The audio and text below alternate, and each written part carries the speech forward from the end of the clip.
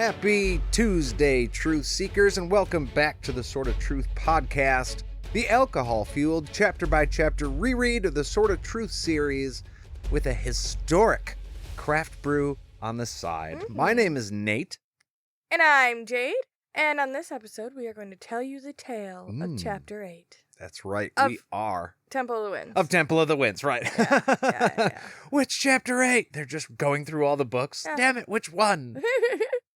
It's the mystery of the history. Ooh, wow. Yeah. That makes it sound really intriguing. Just a little bit of rhyme, a little bit of alliteration. You got him. It's good. All right, well, with no further ado, we certainly aren't going to repeat the 10-minute intro from the last episode, maybe, even though I thought it was fun. We are just going to hop right into this thing. Right to the goodness. Yes, all the goodness. Or the badness. Nate is very into words. He's very wordy today. I don't know if he, went through a dictionary or a thesaurus or something, but he's very You wordy. caught me. That's what I do in my spare time. Yeah. After work and doing podcast stuff, I do enjoy just sitting and reading a thesaurus. Well, it's helping, I guess. I don't know. You're using a lot of words that I'm like, I have to think. I've been in a weird headspace today. I don't know what it is. Not bad, just like analytical, picking stuff apart. I wanted some specific words earlier just for the notes, and you'll probably know which ones they are because I don't usually use them. But Jade was just like, wow, you're just inquisitive today. Yeah, you're just wordy as fuck.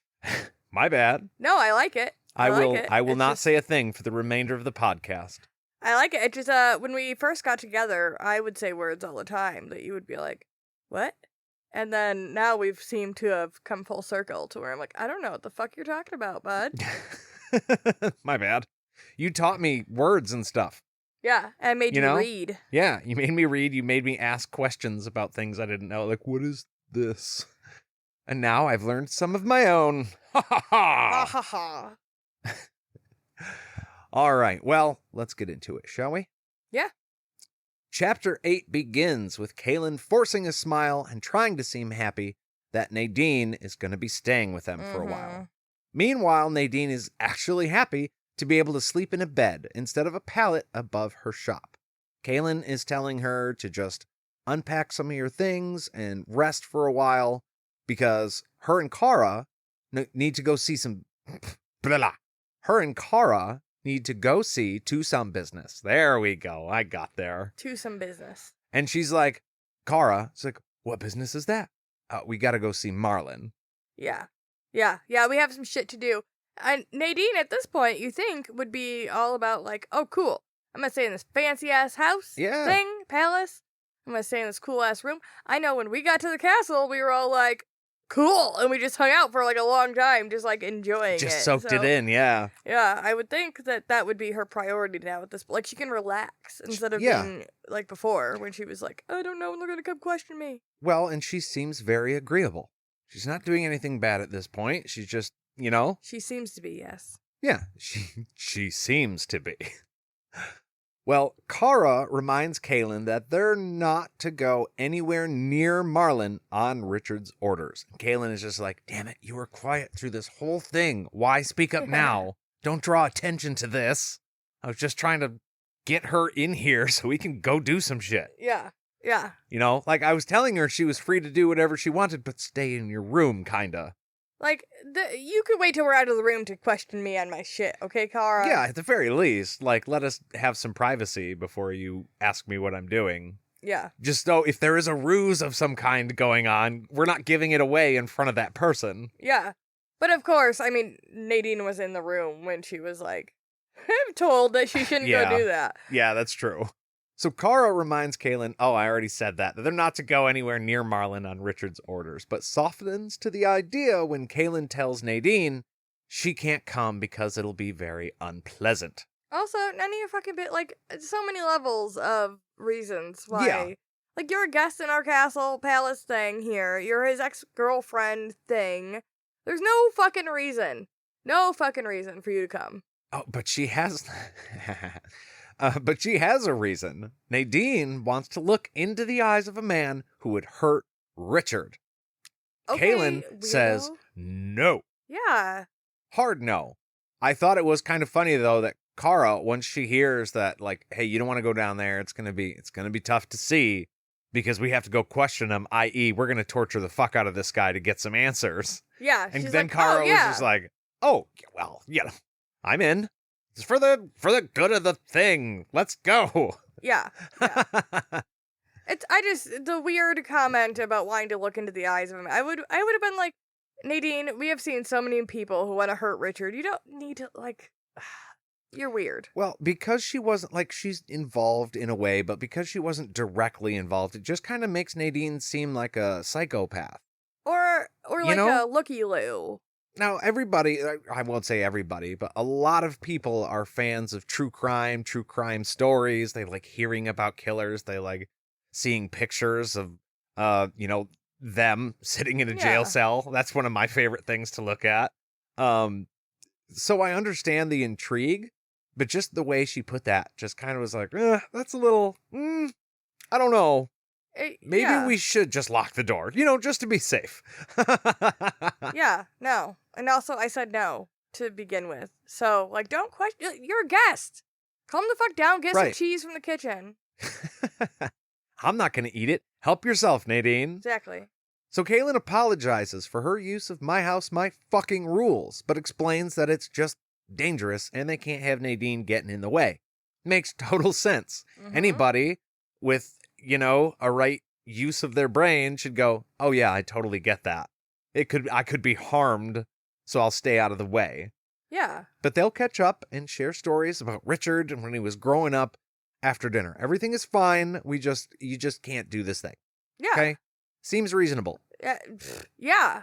Like, this is like queen assassin business, not fucking peasant herb girl assassin business. No. Stay in your lane.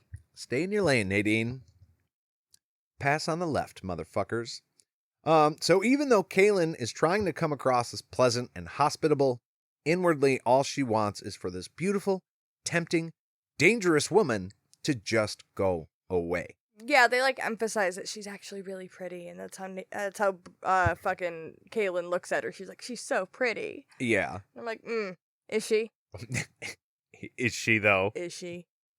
So once they are down the hall, a little ways away from Nadine, Cara asks Kahlan if she's fucking crazy for asking Nadine to stay.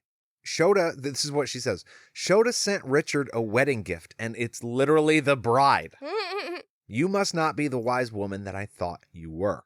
Which is harsh. Yeah, but also, okay. But also not wrong. That's the thing with this little situation here. Well, it's not that little, but like, you can totally see, cracking it early. Okay. You can totally see both sides of where these people are coming from. But Kahlan, I'm sorry, go ahead. Yeah, no, I mean, I agree.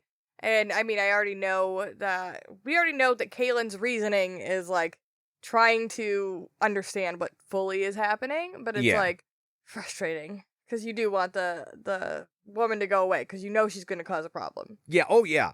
That's why she's there.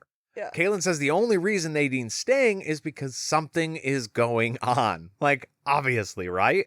It has to do something with Ch.8, and damn it, she's going to find out what. Plus, Ch.8's prayer of, may the spirits have mercy on him is just too creepy to ignore, and a threat like Ch.8 won't just go away. Yeah. She's worried about Richard. She's worried about two people showing up out of the blue, seemingly for no reason, and yet instantly being like the center point of their day. This is plural. Well, yeah, one wants to marry, one wants to kill her man. Yeah. So. Two threats immediately to Richard. Kahlan's losing her mind, and she's terrified, especially, for both of those things. Either he's going to get killed, or maybe Nadine will take him away. And Cara's like, dude, I got your 6. Nadine will not be a problem. She was like, if I find her in your man's bed, she'll be gone before he even realizes what happened. Well, it's also, I don't know, it's a very difficult position to be in, because on one hand, you're like, all right, I want to keep an eye.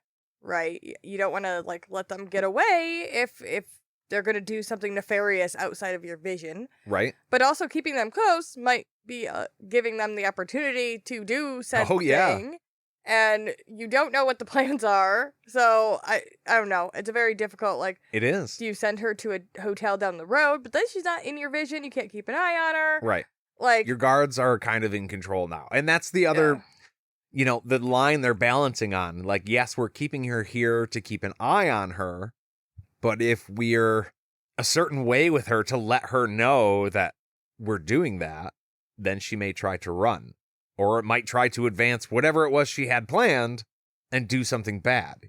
Well, and the problem is... Like, they also just can't exactly let her know that that's what their purpose is. Well, I think the other issue is that they don't, like, even she doesn't really know what her purpose is there. Like, she was told that she was going to marry, but obviously Ch.8 has some grander plan or something else is going on behind the scenes that even Nadine doesn't know. So, like, her staying there isn't going to give you more information potentially at all. It's just going to frustrate you. And yeah, you don't know. You might be playing right into the hand either by letting her go or by keeping her there. And it also it just occurred to me that these are two people that had been sent by two other people. Mm-hmm. Both problematic people. Yeah. And so them showing up on the same day, of course you're going to keep Nadine the same way you're going to keep Marlin. Maybe it's a little bit different situation, or it seems that way to you, or maybe, just maybe, this is a lesson about, this woman coming into your life is just as dangerous as somebody trying to kill your husband. And that's the way Kahlan is approaching it. Well, and there's a mystery third person. Oh, yeah. Yeah, Sister of the Dark. We still haven't had that situation handled. Or solved, even. Yeah. No idea. Even scratch the surface. Could be anywhere. Yeah. Literally could be down the hallway, squatting on a toilet somewhere. Like, we have no idea. That's what she's doing. Right? I have no idea. Being all menacing. She's just sitting on the john, planning out some shit.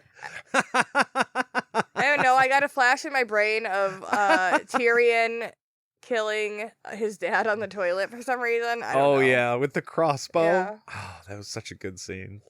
It does go to show, it's not always movie-like when it happens. No. Sometimes you're just sitting on the pot. Yeah. Ugh. Oh, what were we watching? We were watching something the other day where they were telling... Oh, it was The Boys. It was there was a story being told, and all of a sudden somebody had to get up and go to the bathroom in the middle of it, and so the flashback stopped. That's right. Sorry, it was just entertaining to me. Butcher, like, right? Yeah. Butcher had to go to the bathroom. It was like, oh, shit, I gotta go. And they had stopped the whole scene. And I was like, nobody ever Very took this convenient shit. way to move along the plot. Yeah. So Kahlan starts heading to the pit, but Cara stays put. She knows Richard said not to, and he meant it, and that's a big deal. Well, and I'm guessing she also feels like there's a justifiable reason at this point, too. It's not just that he meant it. I think she actually understands the danger that is there and is like, yeah. Maybe he had a good maybe that was a good suggestion. And I mean, there's always the other side of this. That this person wants to hurt Richard, but they want to hurt Kahlan just as well. Oh, yeah. You're introducing the prey to the predator again. And it's just, We were talking about small percentages at the very beginning of this book, and I feel like you should still keep that in mind. Yeah. And now you've given him a lot of time to be pissed and think. And plan some shit out. Yeah. So, Cara explains that they do always follow orders when Richard's pride is at stake. They'll only disregard them when his life is at stake. And here, I feel like she's kind of giving Kahlan a hint on how to propose, breaking Richard's command, and it's awesome. She's like, look, I can't go against what he said using the argument you're using, wink, wink, but if just say his life were at stake and it was for his own good and he's not seeing that because he's worried about you, then maybe I can go with you to do this thing, if only to keep you all safe. Yeah, and it's entirely based on, like, her own standard, because, like, there's no camera watching her at this point. Right. So it's just her being like, me, internally, I need you to say it this way for me to be okay. Exactly, because she is loyal. Yeah. She's not just going to break it for no reason, but if Kahlan has a good enough, logical enough explanation for why this is necessary, then she's like, oh, fuck yeah, I'm on board. Yeah. Even though she shouldn't be. Like, the two of them should not wander back down there alone. No, they shouldn't be. She's definitely being like, hey, I'll allow us to get into some trouble if you say this certain thing without saying it. But Kahlan just happens to have that thing. She says that she wants the answers to the questions Richard has and is afraid something might happen if they wait too long. What was it you said again, Cara? Hesitation is the end of you or one you care about? And to this, the air comes out of Cara. She sighs, she gives in, and she agrees. And Kahlan, like, bounces her hand off the rail or whatever's right there. She's like, that's the Cara I know. You know, the one that just does what I want her to do. Yes, the one that just follows suit. Even though she just helped me do that. Yeah. See, my thing is that, yeah, they might not, they shouldn't wait too long. They should question him. But this is why Richard shouldn't have fucking gone with the other guys. Like, he should have stayed. Right, he should have been here for this. Yeah. And Nadine should have gone. Like, that's the thing. Send Nadine. Expendable with the 500 guys, Nadine. like we were talking about. I know we had said, only 4 or 5 guys before, but she's not just going to be able to run away, as far as you know, if she's being guarded by like 500 soldiers. So have her go out to find the stuff, get Richard's ass down to the pit, question Marlin, and find out what's going on. Either that, or Tom and Larry from town who know the woods really well, or some motherfucker who's read a book in our giant-ass library and knows the trees in the... This is a tree in the area. Yeah. Like, somebody knows what this tree looks like. Lord Rawl does not need to fucking go. It's Agreed. his fault. Dumb. So, on the way down to the pit, Kahlan asks Cara about her heuristic on hesitation. Ooh. That was one of the words. Ooh, yeah. It's like a general rule that you can, it's like 80-20. You can rely on that being true about 80% of the time, but of course there's certain situations where it won't apply. It's like a general rule on hesitation for Cara. Okay, yeah. That's what it is. Yeah. And Cara begins to tell us the story of her becoming a Mord Sith. Ooh. Yes. It's not exciting. It's actually a very terrible story. It's very sad. Here. Yeah, you know what? I think it's time for the beer break before we get all the way into this. And actually, unfortunately, beer break too. It's a sad beer break too. Damn it! We should have done another one. No, okay, so unfortunately for Jade and I, this will be the last time that Elk Brewing's PB and J, or any Elk Brewing beer, will be had on the beer break for the show. Unless we pull out some more from the case we bought. Yes. So sadly, Elk Brewing has closed their doors. Both places. No more food, no more beer. They had a event a few weeks back before our trip to where they're like, hey, whatever you want, come get it. So I got there. I got 2 cases of beer. One of them being PB and J, Concord grapes and peanut butter sandwiched together So for a good. delicious peanut butter jelly time. You can feel the peanut butter in your jelly mouth. time. It's so good. Peanut butter and a baseball bat. Sorry. And then we also have the blackberry version of this one as well. I got those. I got Jade a shirt, a couple of koozies, a couple of draft handle tops, and I had one more PB&J out of the draft. Oh, I'm so jealous. And I left. And it was super sad because PB&J was the craft beer for me that I was like, holy shit, this is like candy and it's alcoholic. I am in love. Yeah. This is. It really was. And I'm so glad that you went because I had plans and I was planning on going there and I'd forgotten that the days didn't line up. Right. And it was like last minute. I was like, Nate, you have like 2 hours and then Elk is closed forever. You need to go. Get there, man. Yeah. So, and he fucking did. Kudos, man. Funny story. You know I went to the wrong one first, right? No, I did not. I immediately headed out towards Comstock to go to the one by the ballpark. The one we like more. So I actually food. like the one on Wealthy because that was the place I went to first. I like the other one because they have food. Okay, yeah. All right. I could see that. Their food was very, very good. I like food. Oh, craft breweries food is always just so damn good. So cheesy and Anyways, fried. So yeah, I went to the wrong one. So not only did I only have 2 hours from the time you told me to get there, but then I drove like 20 minutes in the wrong direction and had even less time. Yeah. So by the time I got to the one on Wealthy Street, I about kicked open the door and there were still people there. It was fine. I had like 40 minutes. And I was like, okay. But yeah, this beer is delicious. Unfortunately, you probably can't find it unless you took our advice several episodes ago and found it and have it in your fridge. Yeah, or if you find somebody who bought a shit ton and stored it, and we'll probably sell it to you for a crazy markup. Yeah. So I am going to thoroughly enjoy drinking the rest of this with Jade, and I hope you guys enjoy whatever you're having on this here beer break. Here beer break. We'll be back right after this.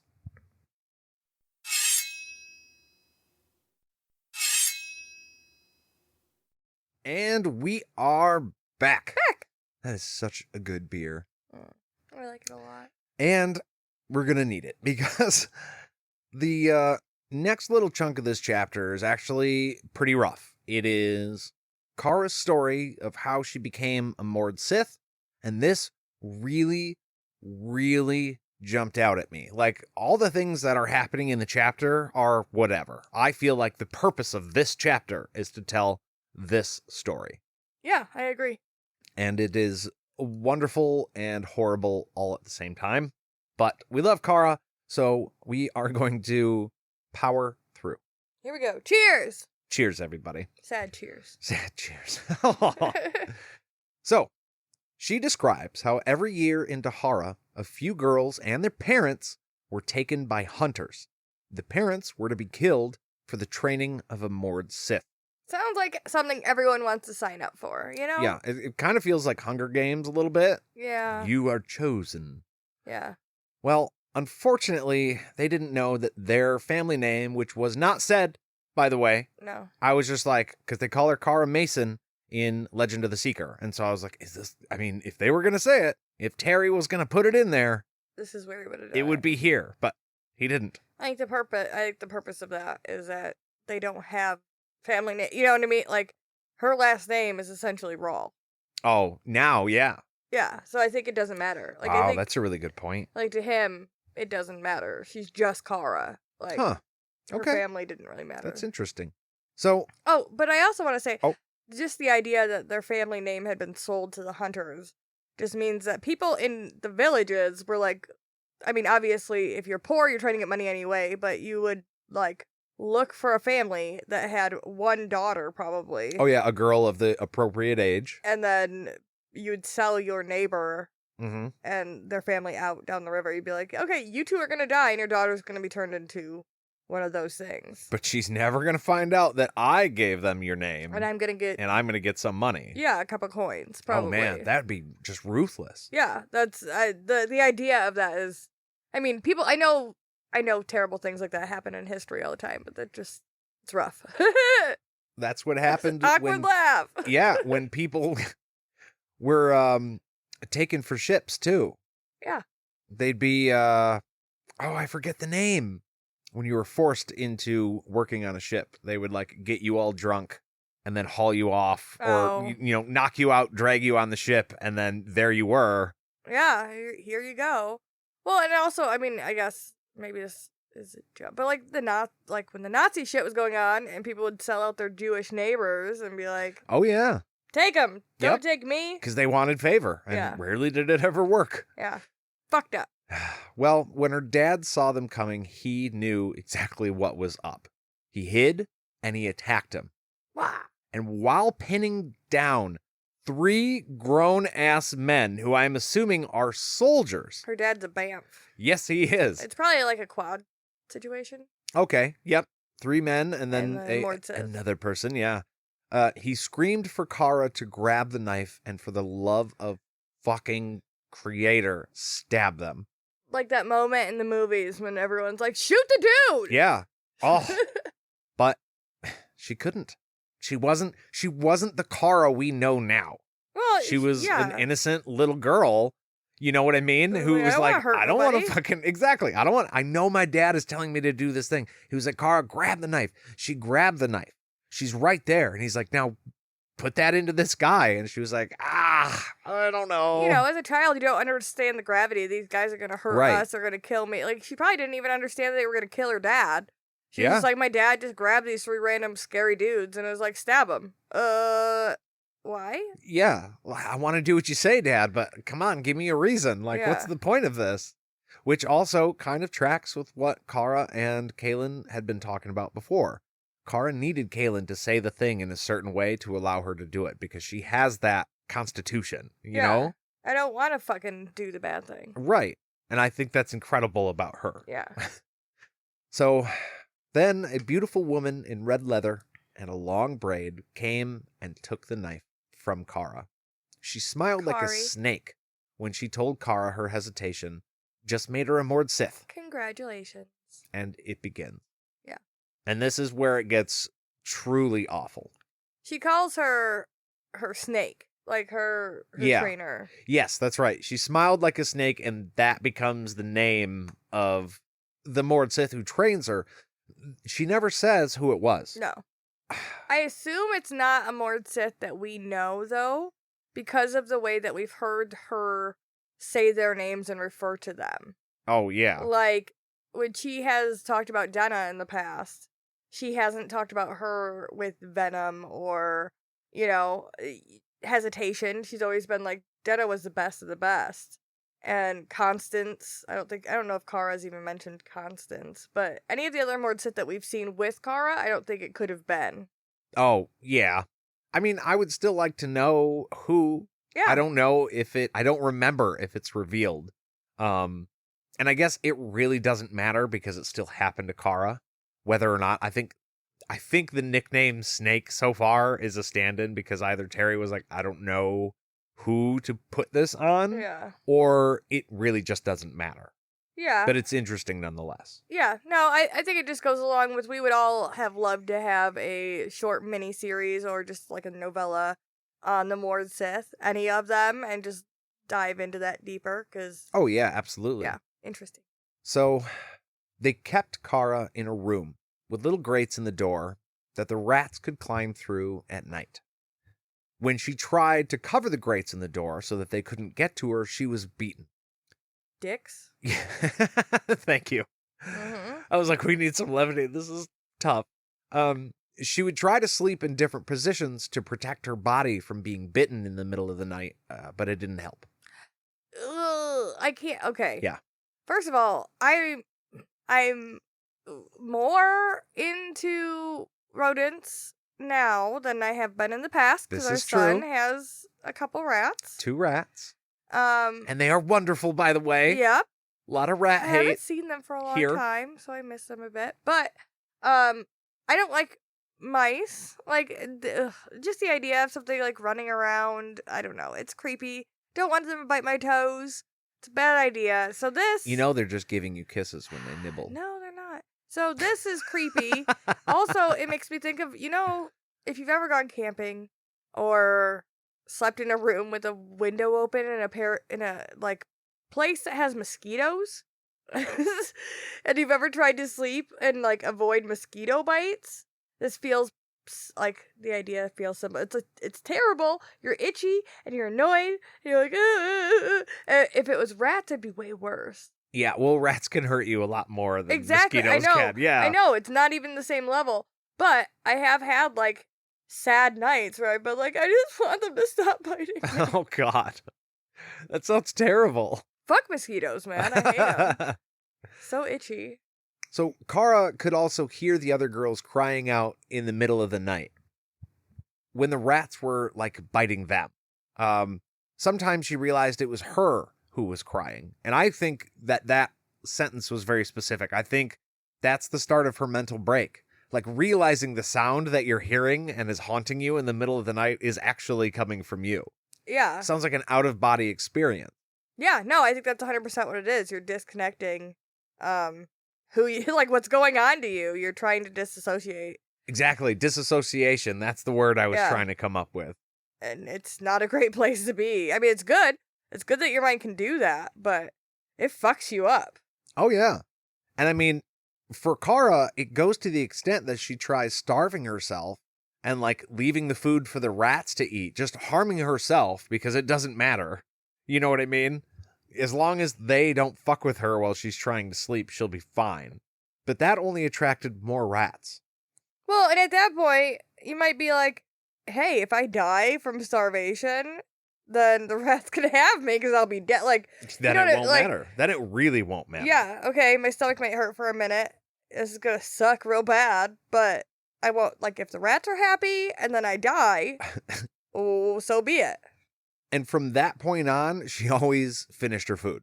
She's like, fuck that. I'm not going to leave more out for more rats to come and get. Well, yeah, because, I feel like that got skipped. Like, the way she described that was, like, terrifying. Because she was like, that attracted more. Yeah, and it just like, made the problem way worse. Like a horde of fucking rats came in, ate the food, and then looked at, like, I imagine them all turning on her after the food's gone. I mean, like, you look tasty. Ugh, very creepy. Like that movie about the guy with the rats. Willard, yeah. Just thousands of rats. Yeah. Ugh. Pouring into the cell and like flooding. That would be pretty terrifying. But I wholeheartedly believe that if Joey and Paul were in there, then I would be able to become Willard and control the rat horde. You become rat god? I would become the rat god. Mm. Yeah.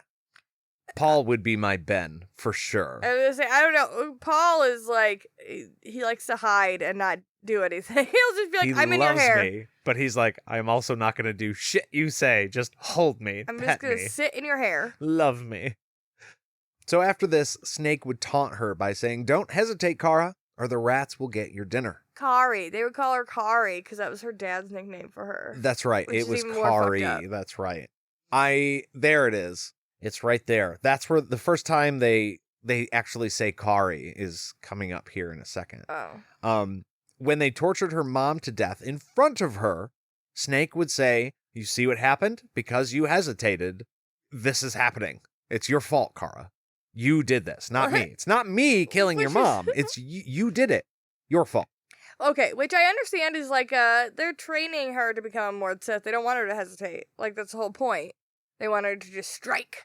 Right. But it's also super, like, what you're doing without the psychological torture, like, all of this would already make her break, right? Oh, yeah, 100%. With the rats, torturing her mom in front of her, everything else that happens, like, you're already gonna break the child. You don't need to pile on it's your fault. Like, really fucked up. Well, actually, that ties into what our after show is going to be about today. I did some research on psychological trauma, and I found some very, very interesting articles about the 10 steps it takes to break a person's mind, essentially to brainwash them. And so I want to go through those with you because this seems unnecessary to us, but as a part of that 10-step process, it's pivotal. Okay, well, I'm also interested now that you've read it to have you read it to me so I know, so I can keep an eye out. Yeah, no, all of this totally makes sense. 100% lines up. There's no doubt in my mind that Terry saw these articles and was like, okay, this is how the Mord Sith were broken. Because it just, once I read this, I was like, holy shit, yes, all of this makes perfect sense. Okay. It's not a good thing by any means, but it does line up with what this guy was writing about. So if you're interested in mentally and physically breaking a person down, stay tuned to our after show on the Patreon. That's right. Sorry. So at her third breaking, when she was told not to hesitate, while she tortured her own father to death, he screamed for Kari to have mercy. And that's what you were talking about when he started using her name like that, because we know her as Cara. We've never known as anything else. Yeah. I wonder if this is like his, pet name for his daughter. Yeah, no, I think that's what it was. And it's just interesting that she never gets called that again. Like, even her close friends don't come up with a nickname for her. Or maybe because of the dissociation that she was experiencing, she's not Kari anymore. Yeah. Now she's Cara, and she's a Mord Sith. Yeah, probably. This person doesn't exist. Yeah, I would probably agree with that. Well, after her father, yay. After her father begs for his own death, she doesn't hesitate, and she kills him. After that, the only father she had was Father Rawl. And I mean, you already, like, at that point, you're already pretty far gone in order to not hesitate and kill your dad. You have to, like, unless you have a very strong belief that, I don't know, you're gonna get fucked up real bad and you're putting your own comfort above your father's, you are already mentally, like, in order to be able to do that. Oh, yeah. You have to be really fucked in the brain. Well, it changes you in a way that they change your belief. Now, you know, you used to be a prisoner here. Now you're in the program. And if you do well in the program, then everything is going to be fine and we don't have to hurt you anymore. You see, it's all on you, not us. Yeah, you want to make your father, Rawl, happy, right? Exactly. You push somebody that far in a direction, and when they finally grab on and say, okay, so I just have to excel here, then you have them. It's done. Yeah. She was then given an Aegil and the title of Mord Sith, which I believe is when she was given the power to steal magic. And now we know that Mord Sith, the Aegil that they have, right, is the Aegil that they're trained with. That's correct. So, this is just like a random little tidbit of information, I guess. That would mean that when their trainer gets a new girl, right, they probably pick up a brand new Aegil that's never been used. They're probably given a new one. And they use that then for the duration of training. Right. And then go back to their original Aegil that they got when they were trained after that for when they're... I think so, yeah. But it's also interesting because apparently an Aegil doesn't work unless you were trained with it. But there has to be some type of specific magic in the new Aegil for the trainer to be able to use it. Unless they have to get trained with it prior. That's a weird... Yeah, a little bit. I think I know what you're saying, though. They have to be able to affect that Aegil on another person. Yeah, and if you've never been trained with it, apparently you can't. It's it's the Aegil starter kit. Tazdo starter kit. $29.95. All you got to do is download some information real quick on the website. Only takes a couple of minutes, and you are good to torture your next victim. You're going to make up a graphic for that? I don't even know what that would be. But yes. Working on it. Okay. Thank you for more levity. You're welcome.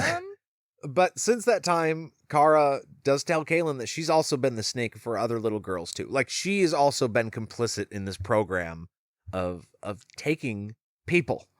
And through tears, all Kahlan can manage to say to Cara is, I'm sorry, because it's awful. Yeah. Because what the fuck do you say to that? Exactly. What do you say to that? I do shit, like man. the little aside that Kahlan is like, I've always hated snakes, but I hate them even more now. Yeah. A lot of rat and snake hate in this chapter, and we own both. Yeah. Well, it sounds like the two of these women need to have a shot. Yes. Oh, absolutely. So Cara says quietly, Lord Rawl freed us from that. And Kahlan now understands the significance of even a tiny giggle. Like, this is why it was such a big deal that Richard was taking the time to just fuck around a little bit with the Mord Sith and get them to loosen up, because that is not what they were expecting for their entire life. Yeah, I teared up at this point. Me too. And by the way, standing goddamn ovation for Goodkind's writing here. Because like I said earlier, this was what this chapter was about. Yeah. To me, this stood out, and I'm like, he got me with this whole section here. Yeah. This is where you cannot help but keep turning pages. Yeah. And it was just amazing. So props to you, because I do have to say, you know how difficult it was. I feel like after everything and Richard becoming the new quote unquote Lord Rawl, I feel like a title change is in order. Like, all the previous, or at least the last previous Lord Rawl was a terrible person. And probably the one before that too, Elric Rawl, or whatever the fuck his name was. Panis? I don't know. There was a couple of them. No, I think Elric was actually the good one, right? And I think he was better. Penis was the bad one. Panis Penis, who got picked on, he was angry and was terrible. Yes. So, I guess my point is just, it would be very hard for all the Mord Sith and all the people who have been tortured and treated terribly by Lord Rawl originally to continue to look up to Richard, who they don't look at the same way and call him the same name. Yeah, maybe that's... Well, yeah, because they called Darkin Lord Rawl, too. I kind of was starting to get the feel that Father Rawl was more of a Darkin thing, and so now they're calling Richard Lord Rawl. But no, Lord Rawl was the same title for both. Yeah. I can see where you're going, though. And I mean, I get it's like, that's his name. That's the way it is. I just feel like, I don't know, especially for Cara, she deserves to not have to say Lord Rawl again after what she went through with the previous one. Yeah, that's true. Ugh.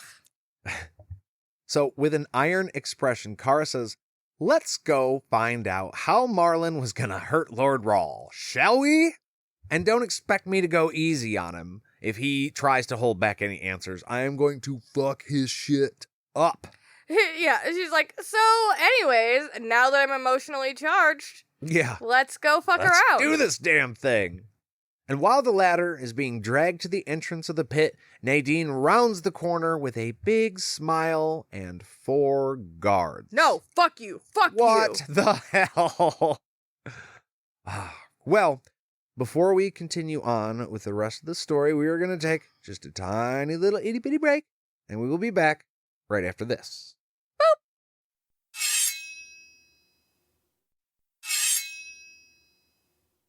And we are back with the conclusion to Chapter 8.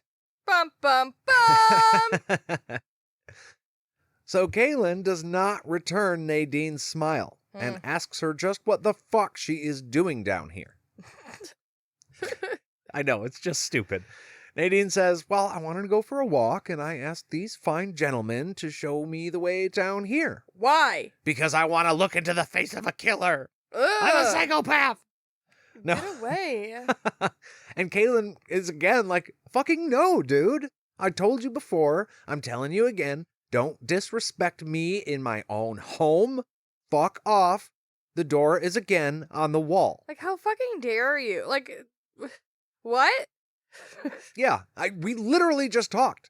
Just moments ago. All I did was, that's all they've done. They walked down a hallway so far.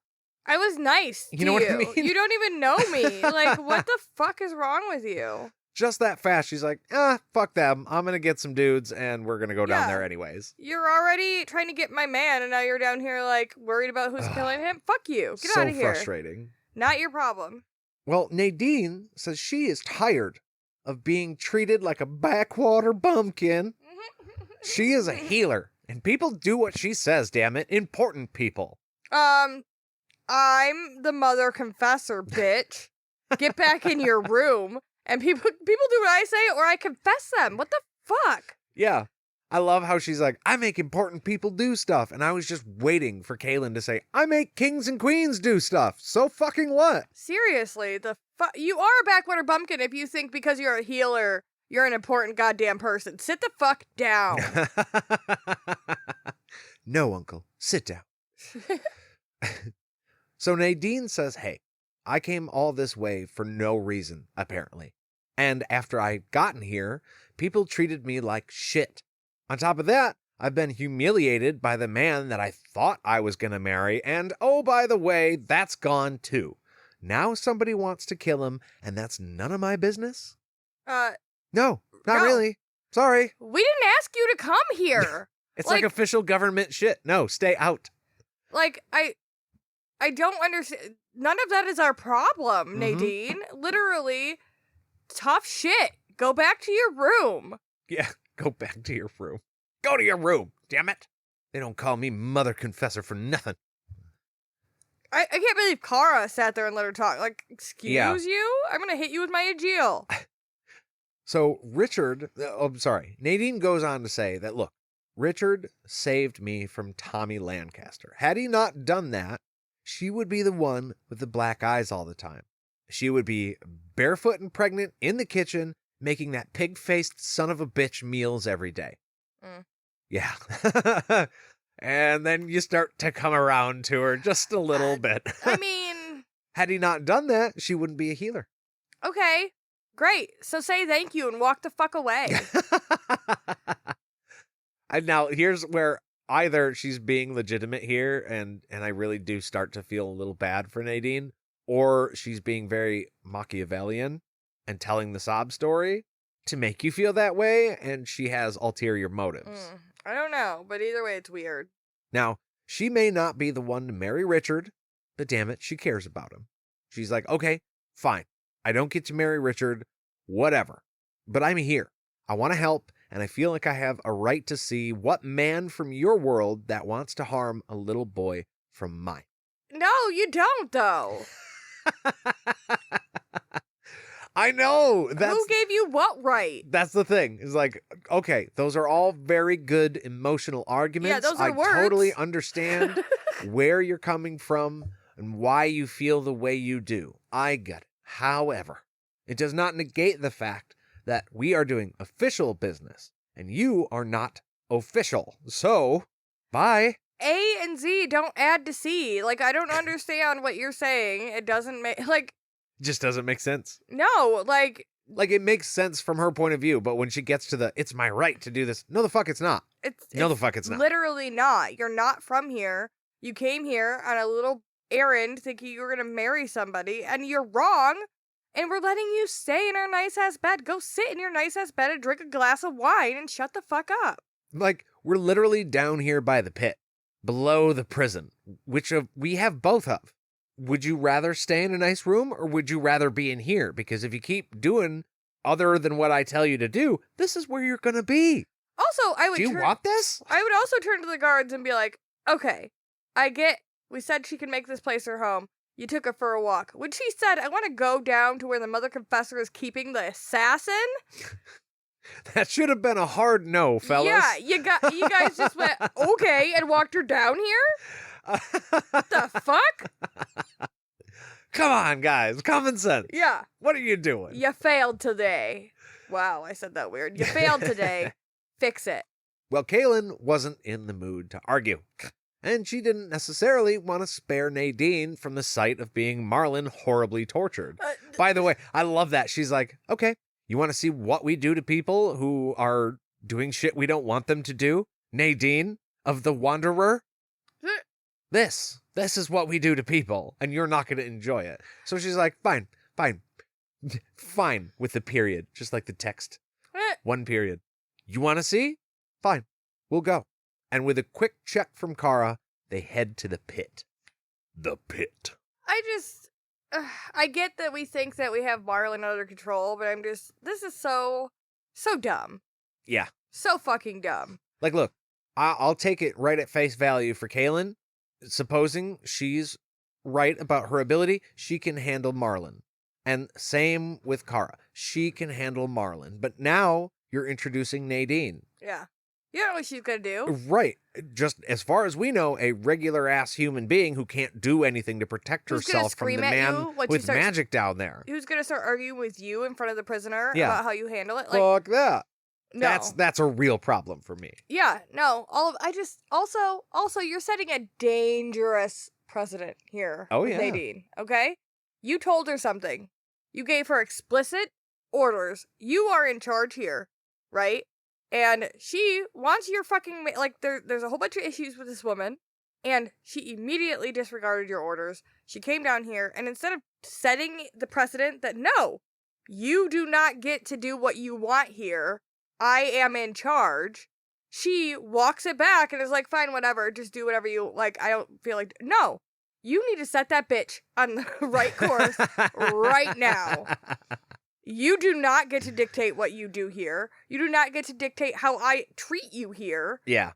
Fuck off, and maybe not die yet, but, like, do something, because I'm going to, like, no, I would not allow. No, absolutely not. That should have been a hard line. Yeah, this is a massive misstep, I believe, by Kahlan. Like, set those boundaries in the fucking concrete, man. Oh, absolutely. But because that didn't happen, now she has to rely on dramatics and torture. And Kahlan says, welcome to my world, Nadine. Welcome to Richard's world. Ooh. Drama. Yeah, no, it's great. She's like, I'm just going to scare the fuck out of you now. Yeah. Enjoy. And before Kahlan heads down the ladder, she says to one of the soldiers that if Marlin somehow gets out of the pit, he had better not make it out of this hallway alive, and then look directly into Nadine's face. You get that? All right, let's go. And she heads down the ladder. Foreshadowing. Dun, dun, dun. I can't. I'm so upset with them for doing this. I mean, I don't know. Maybe it's, again, I know, I read this book. I know this is when I've read it multiple times. Yeah. So maybe that's why I'm so frustrated. But I'd like to think that the warning signs for me would be there anyways when I first read the book, and I was probably just as frustrated. Because I'm like, no, you were warned. Don't do this. Yeah, don't go into the hallway. Don't do it, damn it. Like you're watching a horror movie. Yeah, why'd you go upstairs? Break the fucking window. Go out the front door. Yeah, never go up. What are you Always go doing? ground floor. If you're below, you go up. If you're up, you go down and get the fuck out. Seriously. The only move. Crawl out the doggy door and the fucking garage door. You're an idiot. All right. Well, hey, I want to thank each and every one of you for taking the time to listen today. If you had something you wanted to add to the show or something you want us to know, you can email us at podcastatt@gmail.com. You can find us on all of the social medias at podcastatt. I love it so much. And if you wanted to support the show, you can find us on patreon.com/podcast. ATT. Nailed it. That brings me way too much joy. Got it. And you can make a pledge of whatever amount. Then you'll get access to all of our extra content, and you'll get access to our Discord channel where a bunch of us are hanging out talking about each episode. It is awesome. Heck yeah. We'll see you there. So, with that being said, we love you guys, and we'll see you real soon. Bye.